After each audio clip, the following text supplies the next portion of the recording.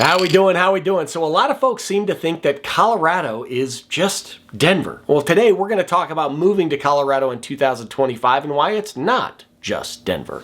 And we're starting right now.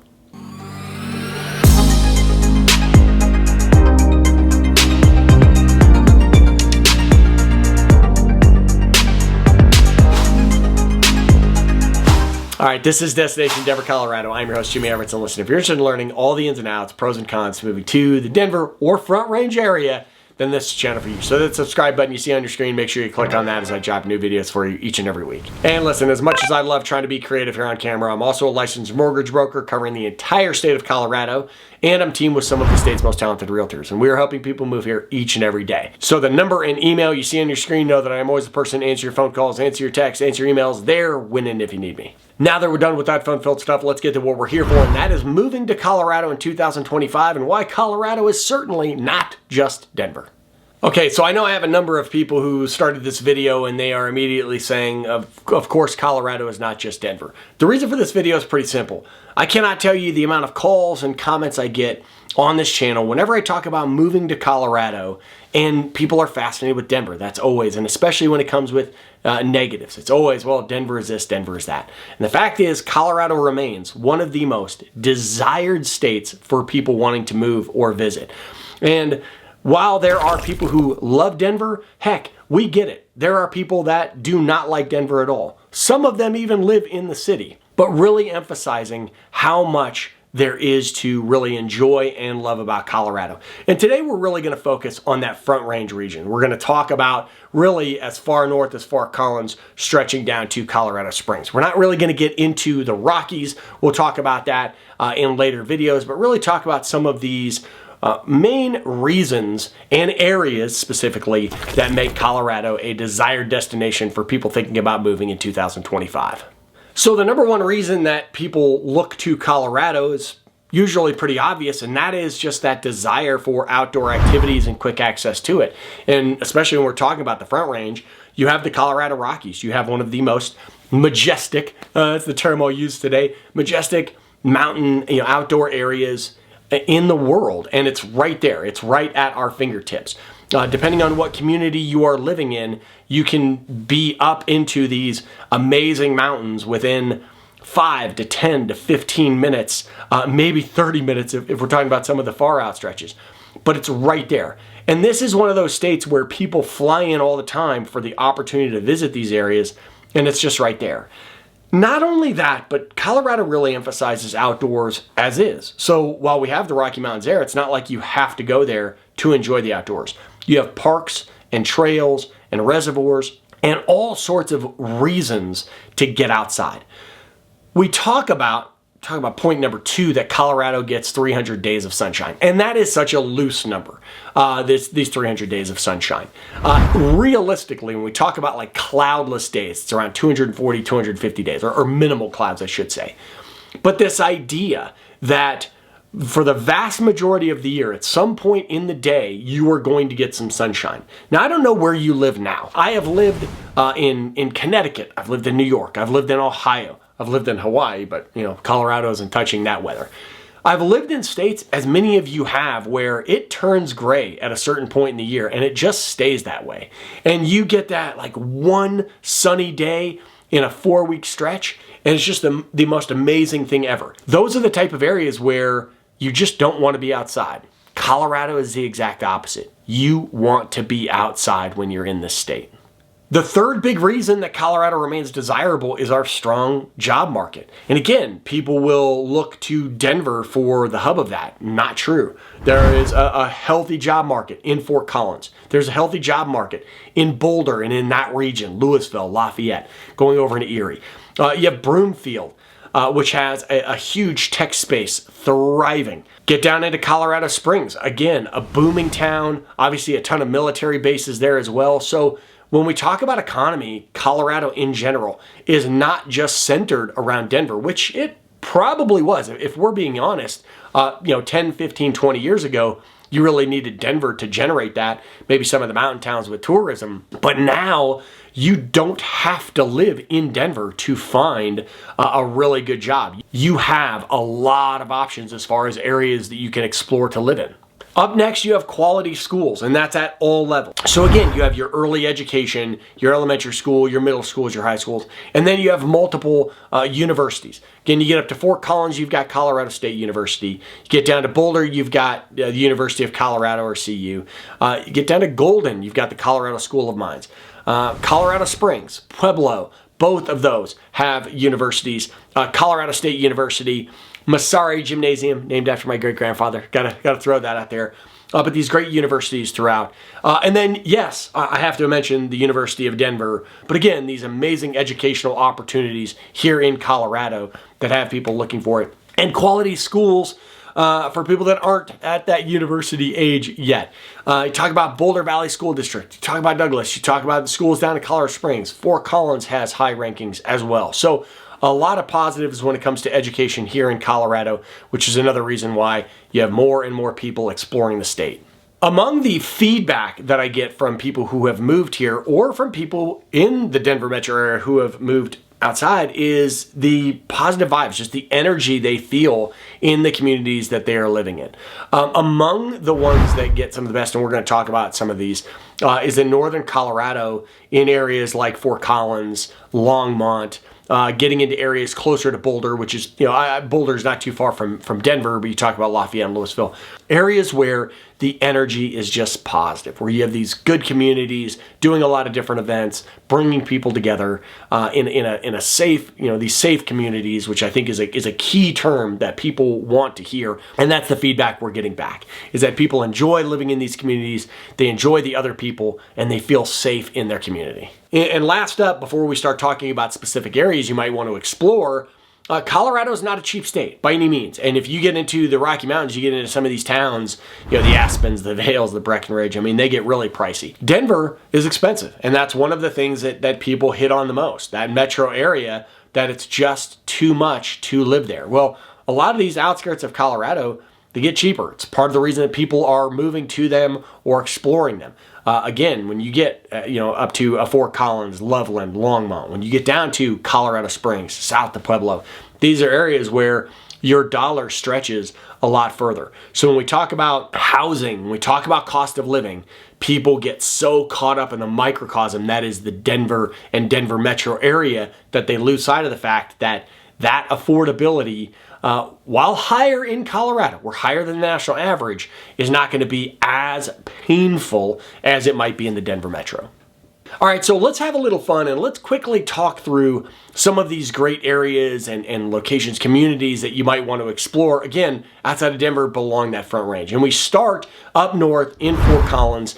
Again, one of my absolute favorite towns, just filled with green. It's got a little bit of a college feel to it because Colorado State is there, but a ton of outdoor space. Great views. You've got the Rocky Mountains right there. Fort Collins, one thing I will mention is that your drive to actually get into the mountains can be a little longer than it appears. You got to head south on I-25 before you can get west and get into the foothills. But great visuals, great neighborhoods, a thriving economy, Horsetooth Reservoir, just a lot going for it there in Fort Collins. And again, when I say Colorado, certain areas of Colorado tend to have like a yellowish green to it in the summertime. Fort Collins, at least in my memory and as I get up there, it really gets green. It has enough moisture there where you get that lush green. It's just a great community and a place that I would certainly recommend. Fort Collins is also going to give a decent level of affordability. A lot of people will look, if they don't want to be near Denver Metro, they might go as far north as Fort Collins, as far south as Colorado Springs. Those two, Colorado Springs and Fort Collins, those two communities, Fort Collins and Colorado Springs, are really going to compete when it comes to affordability. Highly rated schools with the Poudre School District, a fantastic downtown filled with walkability and just a lot to do, and just some thriving neighborhoods. Fort Collins is definitely a place you are going to want to explore. Up next, and I can already hear people say, it's Denver, but you have Boulder, Colorado. And we can't talk about Colorado, and we certainly can't talk about the Front Range without talking about Boulder, Colorado. And As much as some people, there is just this love-hate relationship with Boulder, there is a reason it is one of the most desired communities in the country. Forget the state, in the country. It is certainly on the expensive side. Boulder is going to be most likely the most expensive community on the Front Range you're going to find. Certainly there are some mountain communities that will beat it when it comes to Front Range. But again, when you talk about an amazing downtown, when you talk about great education, when you talk about, these great communities that bring people together. When you talk about people who want to raise, families and all of those things, Boulder is highly desirable for that. Also a thriving economy there in Boulder. A lot of tech spaces. Google's got a great workshop there. So a lot going for Boulder. Now again, because Boulder is as expensive as it is, you'll have people who tend to branch out. They'll go to some other communities that we'll mention as we go through this video. But again, how can I talk about the Front Range without saying Boulder? And then on the southern tip of this, we talk about Colorado Springs. Colorado Springs has long been the second largest city in the state of Colorado, known for being home to the Air Force Academy. Colorado Springs is home to multiple military bases, so you have a strong military community there. Now, the thing about Colorado Springs is, to me, it is genuinely the second of two cities that Denver has. I mean, Boulder's got a little bit of a downtown, Fort Collins as well, when we talk about like a city. But, Colorado Springs actually has like a handful of skyscrapers, right? As Denver does. Fort Collins, you've got some buildings that are, 4, 5, 6 stories. Same thing with Boulder. So Colorado Springs is like a miniature Denver. Great views, tons of outdoor things to do. Garden of the Gods right there. Quick access to the Rockies. Really good community. And Colorado Springs has this mix. You've got these, neighborhoods and communities that have been around for decades and decades and decades, and then you've got a lot of new construction there as well. So this mix of old and new. The downtown area was revitalized pretty recently. You've got a lot of things related to, as far as events, you've got a hot air balloon event, you've got a rodeo event, and they have a fallen firefighter memorial there in Colorado Springs. And I always have to bring this up. My paisan Terrence, whose picture is behind me, he is actually on the wall at that memorial. Every year they have a multiple day event that is just magnificent. They have a ton of firefighters that come in from all over the state, obviously for an unfortunate reason that the firefighter they are representing is passed. But to see the way the community comes for that event, I have to give Colorado Springs a shout out for that. Now, coming back up towards Denver, I do want to mention Golden, Colorado. Now, again, some people are going to hear that and they're going to say, no, Golden is part of the Denver metro area, and it is. It is right on the cusp. Far western suburb, about 15 to 20 miles outside of Denver, and Golden really stretches farther out. So why am I including Golden on this list? Because it's a suburb, and it is oftentimes coined Baby Boulder. Again, it's going to be on the more expensive range, so when we're talking about affordability in Colorado, Boulder and Golden are kind of my outliers as far as this video goes. Boulder and Golden are going to be more expensive than Denver, but they are some of the coolest areas that we have in the state of Colorado when we're talking about the Front Range. So Golden sits right in this valley, fantastic downtown area, home to the Colorado School of Mines, one of the most prestigious engineering colleges in the country. It's home to Coors Brewery, the largest single brewing facility in the entire world. Great river walk. You've got Clear Creek Canyon there where you can intertube. Just a great environment, and one of those towns that I have said for a long time, I would absolutely love to live in Golden. It's just a great environment. Okay, so now backing out of the Denver metro, let's go a little north again. We check out Longmont, Colorado. Longmont is about 45 minutes north of Denver. Again, great downtown area, good schools, its own economy, some really great neighborhoods. New Prospect. It's got a great downtown area stretch with some great restaurants. One of my absolute favorite Peruvian restaurants is there as well, with a great river walk. Home to Union Reservoir, so you get the boats out, a lot going on there. Great visuals. Again, when you talk about the mountains and everything that's going there, Longmont really thriving in that. And this modest sized town where you're not, you're certainly not as big as Denver, but you're not as big as Fort Collins. You're not as big as Colorado Springs. You're not as big as Boulder.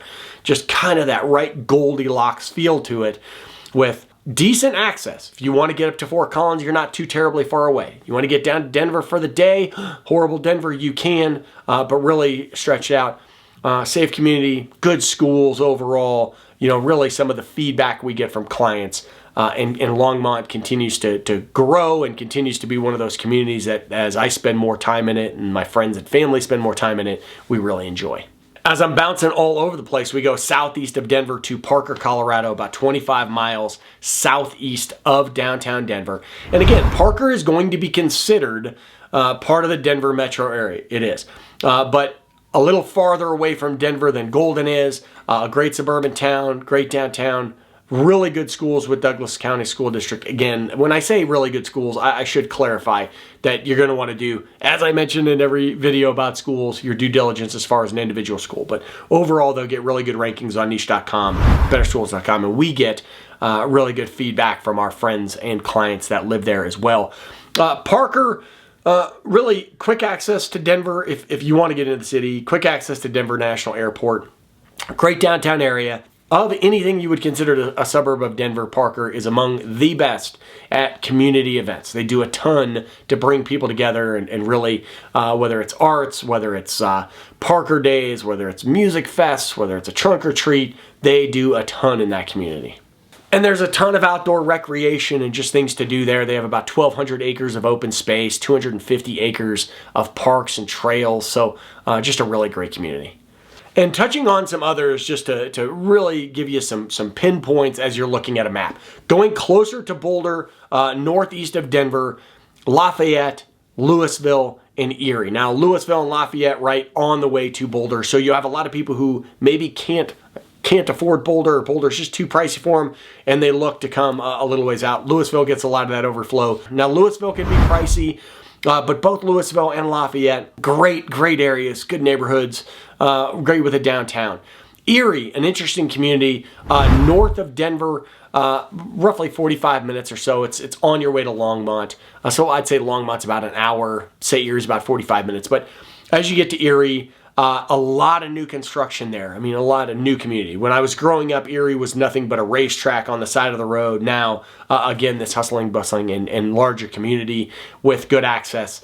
Again, whether you're getting up to towns like Longmont and Loveland or whether you're heading down to Denver. Next up, going farther north of Longmont, south of Fort Collins, you have Loveland, Colorado. A very, very pretty town, in my opinion. Good-sized downtown area. A lot of art. Loveland is big for its art.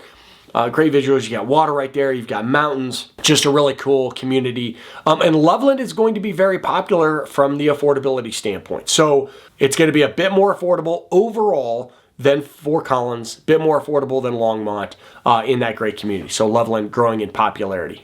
And last up, we go back south of Denver, about 30 minutes from downtown Denver is Castle Rock. Now, Castle Rock, again, some might say it's like the cutoff of Denver Metro. I think Castle Rock is its own thing.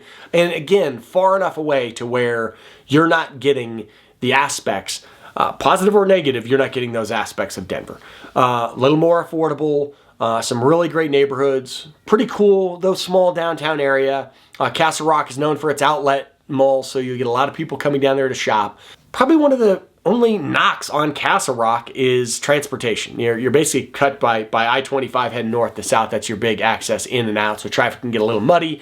But otherwise, Castle Rock is an extremely popular area for a number of reasons. It is very popular for people who want to live, again, south of Denver, might not be able to afford a suburb like a Highlands Ranch or a Greenwood Village, and so you get a little more affordability in Castle Rock, but you're not a terrible drive. Like, you could commute from Castle Rock to Denver if you needed to for work. Now, I get it. Again, Denver has a certain reputation to it. I am still a fan and a proponent for Denver. I think its better days are ahead of it. But I understand there are those that have that love-hate relationship. My emphasis to all of you is that Colorado extends a lot farther than the city of Denver. And in future videos, we'll start to talk about some of those towns in the Rocky Mountains that might interest you. And happy to answer any questions you may have along the way. This is Destination Denver, Colorado. I'm your host, Jimmy Everett. That was moving to Colorado in 2025. It's not just Denver. Until I see you next time, peace.